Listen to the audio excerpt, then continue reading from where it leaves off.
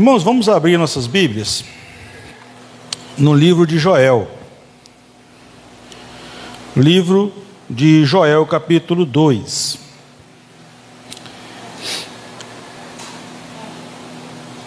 Joel, capítulo 2, a partir do versículo 12.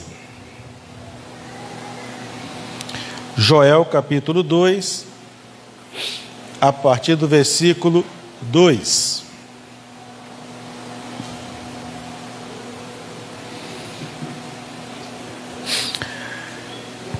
Leamos. Contudo agora diz o Senhor, convertei-vos a mim de todo o coração, com jejum, lamento e pranto. Isso aí. Dilacerai o vosso coração e não as vossas vestes como de costume. Retornai com todo o vosso ser para o Senhor, vosso Deus, porque Ele é tardio em irar-se e magnânimo em misericórdia, compassivo, paciente, todo amor e capaz de arrepender-se e suspender a desgraça prevista.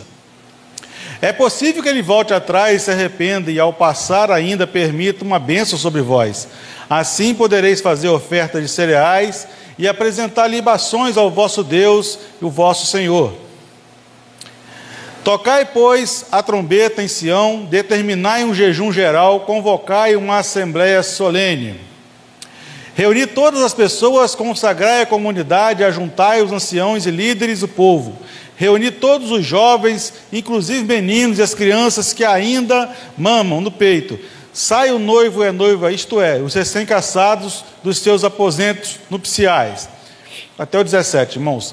Que os sacerdotes que ministram diante do Senhor pranteiem entre o pórtico do templo e o altar, orando nestes termos: ó Deus, poupa teu povo e não te entregues a tua herança ao vexame, para que as nações se escarneçam dele, porque se haveria de questionar entre os pagãos, onde está o Deus deles? Amém? Nessa hora, Senhor, que o Senhor possa, Senhor Deus, dar a sua instrução, ó Pai, a tua iluminação, ó Pai, para que possa ser apenas um canal diante de Ti, em nome de Jesus. Amém.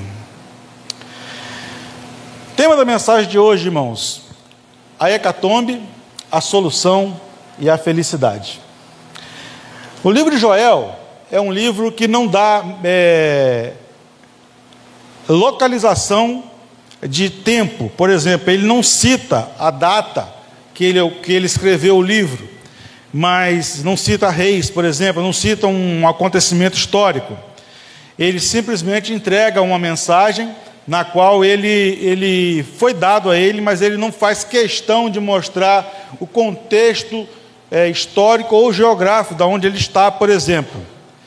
Mas é uma palavra que nós, por exemplo, lendo nesse texto aqui, a gente leu a parte do meio ali, ó, a solução. A solução. A solução seria isso aqui: convertei-vos a mim de todo o vosso coração, com jejum, com choro, com pranto, rasgai o vosso coração e não as vossas vestes. E ele diz ainda aqui que o Senhor é tardio em irar-se, é compassivo, é misericordioso. Mas o fato é, o que aconteceu para o Joel ter escrito essa manifestação de clemência do Senhor? Eu convido o irmão Isaac que volte um capítulo atrás, do capítulo 1, irmão Isaac, do 2 até o 7. Olha só: ó anciãos e autoridades, ouvi o que tenho a dizer, e todos os habitantes de Judá, escutai. Já ocorreu tal evento em vossos dias, ou mesmo nos dias dos vossos antepassados? Pois contai isto aos vossos filhos, e vossos filhos transmitirão a seus filhos, e os filhos destes às gerações vindouras. O que o gafanhoto cortador deixou, o gafanhoto peregrino comeu. O que o gafanhoto peregrino deixou, o gafanhoto devastador comeu. O que o gafanhoto devastador largou, o gafanhoto devorador comeu. Embriagados, despertai e chorai, todos que bebeis vinho. Gemei por causa do vinho novo, pois foi tirado da vossa boca. Porquanto uma nação poderosa e inumerável tomou conta da minha terra, eis que os teus dentes são como as presas de leão, e a sua gana pela caça como a leoa. Eles arrasaram as minhas videiras e arruinaram as minhas figueiras. Arrancaram-lhe a casca, derrubaram-nas, deixando despidos e embranquecidos os seus galhos. Olhe bem que interessante, irmãos. Joel não diz quando que isso aconteceu, mas ele mostra um cenário devastador, uma verdadeira hecatombe sobre Judá. A nação de Judá, que ele cita no capítulo 3 aqui, que nós sabemos que ele está falando nesse tempo, era uma nação basicamente agropastoril. Ela se mantinha através da agricultura e da pecuária. Era a base da economia da nação de Judá. Não é como hoje, por exemplo, se aconteceu uma praga, se aconteceu uma tragédia, se aconteceu uma enchente, se aconteceu uma seca, há o comércio mundial, então consegue se suprir comprando de outros países, de outras regiões, mesmo que o preço às vezes suba um pouco, mas não há uma necessidade de fome, nem uma vida, assim que a pessoa tem que sofrer tanto. Nós lemos no livro de Ruth, capítulo 1, que emigrou de Israel uma família que foi para Moabe por causa da fome. Noemi, Elimeleque e seus 2 filhos. Então, quando tinha fome na terra, eles procuravam um outro ambiente, um outro lugar, porque não havia isso que nós temos hoje, esse comércio mundial. E olha bem o que está acontecendo aqui no versículo 4, diz que o gafanhoto arrasou as plantações. Na Bíblia dos irmãos, na tradução dos irmãos, aparece a palavra locusta, aparece a palavra pulgão, aparecem outras palavras, porque são 4 palavras diferentes para esses gafanhotos aqui no hebraico. Quer dizer que veio uma nuvem de gafanhoto, que o coletivo é nuvem mesmo, eles empreteiam todo o céu quando chegam, e comeu tudo que era verde. Só que esses gafanhotos ou locustas, ele tem uma característica de que eles, quando eles vêm em nuvem, eles comem, defecam e se reproduzem ao mesmo tempo. Então, quando passa aquela desgraça toda, aquela hecatombe toda, fica para trás o quê? Os seus excrementos e as larvas, que vai virar uma ninfa, que vai virar um outro gafanhoto. Então, o que Joel está dizendo aqui, numa linguagem bem poética, é que o gafanhoto veio e comeu tudo, e o broto que resolveu sair depois, os gafanhotos que nasceram na passagem, comeu o restante, não sobrou nada. Pensa numa tragédia. Pensa numa tragédia para um povo que vivia da terra, para um povo que vivia da agricultura. Então, Judá tinha um problema, que nós vamos dizer um problema interno. Eles estavam passando por um problema interno na nação, uma nuvem de gafanhotos, uma praga gigantesca de gafanhotos. Não somente isso, no versículo 6, porquanto uma nação poderosa e inumerável tomou conta da minha terra, eis os seus dentes são como as presas de leão, e a sua gana pela caça como a leoa. Então eles tinham um problema dentro da nação, e ainda tinham um problema externo. Uma nação que Joel diz inumerável, terrível, dentes como as presas do leão, e a sua gana pela caça como a da leoa. Ou seja, uma nação que viria para destruir. Então eles tinham também um problema interno e um problema externo de uma invasão estrangeira, de uma nação que nem mesmo podia se contar os soldados. Lá no final do capítulo 2 vai dizer que essa nação vinha do norte. Então podemos talvez chamar os assírios assim, mas não é o caso. Mas fato é que a nação estava vivendo um drama gigantesco. E qual é a aplicabilidade para nós hoje? Nós também, como seres humanos, podemos estar passando por problemas internos e problemas externos.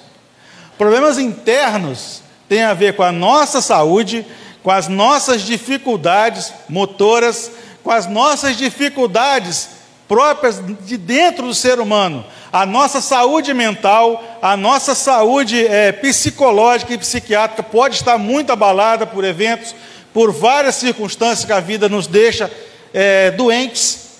Mas também uma doença pode atacar o nosso corpo, limitar nossas ações, limitar a nossa vida em geral. Então a gente pode também estar passando por uma tragédia interna. Uma doença chegou, uma moléstia chegou, uma doença mental chegou, uma ansiedade chegou. E aí? São situações que a gente pode trazer para nós desse texto aqui, que a gente pode estar passando também. E a vida é assim. A vida é desse jeito.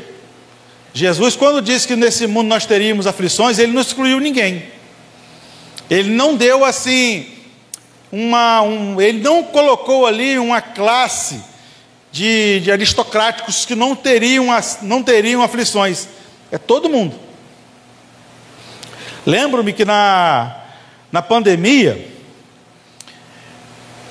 aconteceu algo assim, que era para nos ensinar muito. Pessoas de grandes posses, que lutaram com tudo que tinham, se foram, partiu. Enquanto que mendigos e pessoas da rua estão aí até hoje. Então, fica a lição para nós: confiarmos somente em Deus. Assim como Judá, muitos também estão passando por hecatombes em sua vida. Hecatombe quer dizer tragédia, irmãos, quer dizer fracasso, quer dizer situações difíceis. Muitos de nós, todos nós, temos as nossas dificuldades, temos as nossas limitações, temos os nossos pedidos de orações. É por isso que estamos aqui, por confiança em Deus, para que Deus nos supre daquilo que nós precisamos e queremos. E de vez em quando a gente tem que passar por uma situação difícil, porque essa situação difícil, ela jamais pode nos afastar de Deus. A lição não é essa. Quando Cristo diz que nós nessa vida passaremos por aflições, essas aflições jamais podem ser um obstáculo à nossa fé. Essas aflições jamais podem ser algo que nos afaste de Deus. É o contrário. As aflições, as dificuldades, as várias mazelas que a gente vive na vida, isso tem que servir de imã para nos aproximar mais de Deus. Obviamente, cada um tem a sua luta, cada um tem a sua dificuldade. Nós somos seres humanos indivíduos, nós não somos todos iguais. Cada um tem a sua dor, cada um tem a sua resistência ou limitação, vamos dizer assim.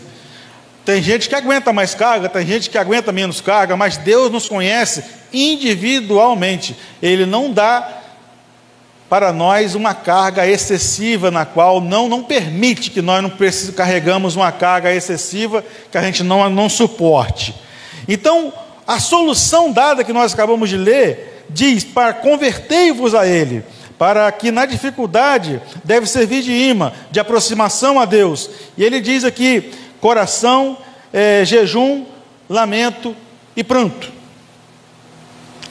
Coração, aproximar de Deus de coração com jejum, lamento e pranto. Irmãos, nós não temos que ter vergonha de chorar diante do Senhor. Nós não precisamos ter vergonha de não chorar. Eu tenho dificuldade de chorar. Eu tenho muita dificuldade de chorar. Eu não sei chorar direito. Não sei, eu não sou chorão. E isso me faz muito mal, irmão. Porque às vezes eu não consigo pôr para fora algo que está me afligindo, que está apertando. Mas diante do Senhor, eu não posso me ocultar a chorar. Eu não posso me envergonhar de chorar. Os homens mais velhos aqui foram criados, a grande maioria dos homens mais velhos aqui foram criados da cultura que o homem não chora. Homem que é homem não chora, engole o choro. Isso é uma tragédia para um homem, para um menino. Homem chora. Homem também chora, mulher chora, homem chora. E diante de Deus, diante dos nossos pecados, quando eu me vejo como um pecador diante do Senhor, eu sou obrigado a chorar, porque é uma tragédia muito grande. Mas assim o Senhor teve dó de mim, teve piedade de mim, olhou para mim e me amou mesmo assim, né? Ele diz: rasgai o vosso coração e não as vestes. Não é a aparência, não é a aparência de santidade, não é a aparência que a pessoa tem que mostrar diante do Senhor. O Senhor quer o nosso coração e não a nossa aparência, a piedade dos nossos olhos, aquela voz lamuriante, aquela coisa que fala, parece que está sofrendo, aquela coisa, aquela oração que as pessoas fazem às vezes, que parece que dá vontade de chorar, e você não está nem entendendo o que a pessoa está falando, é a voz, não é isso, não é. É rasgar o coração.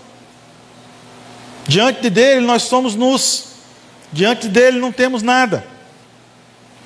Retornai ao Senhor, é um conselho que ele dá na solução, porque ele é o que, irmãos? Misericordioso. Eu uma vez estive afastado do Senhor e voltei ao Senhor, retornei ao Senhor, não quero nunca mais me afastar, mas se acontecer, eu quero ter tempo de voltar. Retorne ao Senhor, volte para Ele, deixe esse tempo perdido de lado, deixe esse tempo que está vivendo essa vida de lado. Retorne ao Senhor, Ele é misericordioso, é compassivo. Às vezes nós como igreja pecamos, às vezes nós como igreja erramos, mas o Senhor não. Ele está sempre disposto, Ele está com os braços estendidos, para que você retorne, para que nós retornamos à sua presença. E diz ainda: tocai a trombeta, reuni, consagrai, convocai uma assembleia solene. Irmãos, diante da tragédia, diante da hecatombe, diante da desgraça, nós como igreja nunca podemos deixar de nos congregar. Não é porque eu não gosto do irmão ou da irmã, da atitude do irmão no passado, ou alguma coisa que o irmão me falou, que eu vou deixar de congregar de maneira alguma. Eu tenho que me converter, rasgar o meu coração. É difícil demais isso, mexer no coração da gente, quando a gente tem uma opinião formada. Mas eu jamais diante do Senhor posso ter um coração negro, um coração cheio de trevas. Eu tenho que rasgar isso dentro de mim, e convocar sim, estar junto sim. É na quarta-feira, é no domingo aqui, está aqui, isso aqui é um grande prazer, isso aqui é um motivo de grande alegria. Quando acaba o culto eu já estou com saudade do próximo, porque estar com os irmãos aqui é maravilhoso demais, além de ser um grande privilégio. Nós acabamos de ver um vídeo agora do Senegal. O Senegal ainda é um país mais tranquilo em relação ao Evangelho, mas vizinho ao Senegal, ali na Mauritânia, entra com uma Bíblia para tu ver. Só atravessar a fronteira, pula para a Mauritânia, você vê o que acontece com você com a Bíblia. Nós temos esse privilégio, essa liberdade de estarmos na casa do Senhor, de não ter nenhum soldado de exército ou polícia entrando aqui para nos prender, para nos maltratar. Louvado seja Deus. Vamos aproveitar esse tempo, irmãos. Vamos aproveitar sim, congregar juntos, proclamar que só Deus é Deus, só Ele é misericordioso e compassivo para conosco. Mas aí vem a terceira parte, né? A felicidade. Veio a hecatombe, a grande tragédia sobre a nação, vem a solução que Deus dá. Mas olha só o que diz a partir do versículo 18, se o irmão quiser colocar, 18 até o 27, irmãos. Olha que interessante essa passagem bíblica. Então o Senhor demonstrou seu zelo por sua terra e teve misericórdia do povo. Eis que o Senhor manifestou a sua resposta, anunciando ao seu povo: eu vos envio trigo, vinho novo e o azeite em generosa quantidade, a fim de satisfazer plenamente todas as pessoas do meu povo.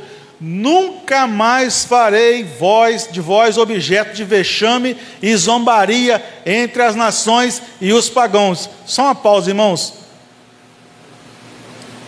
Você um dia pode ter sido motivo de zombaria e de vexame para o mundo. O seu comportamento quando você estava lá, quando eu estava lá, as pessoas zombavam de nós e éramos achincalhados, éramos galhofa na boca do povo. Mas quando voltamos para o Senhor, nunca mais nós vamos ser motivo de achincalhos e de zombaria, porque as pessoas vão notar em nós um comportamento diferente, vão notar em nós algo que Deus coloca no nosso coração, uma verdadeira conversão ao Senhor. Continua, irmãos. Conduzirei o invasor que vem do norte para longe de vós, e lançarei numa terra árida e deserta. Irmãos, aqui está falando, nós acabamos de ler que é uma invasão de um exército inumerável, e o Senhor diz o quê? Esse exército vai parar numa terra deserta. Querido, confia no Senhor. A doença não pode ser um motivo para nos derrubar, e que se ela nos derrubar também, se ela nos matar, confiamos na eternidade que o Senhor nos propõe.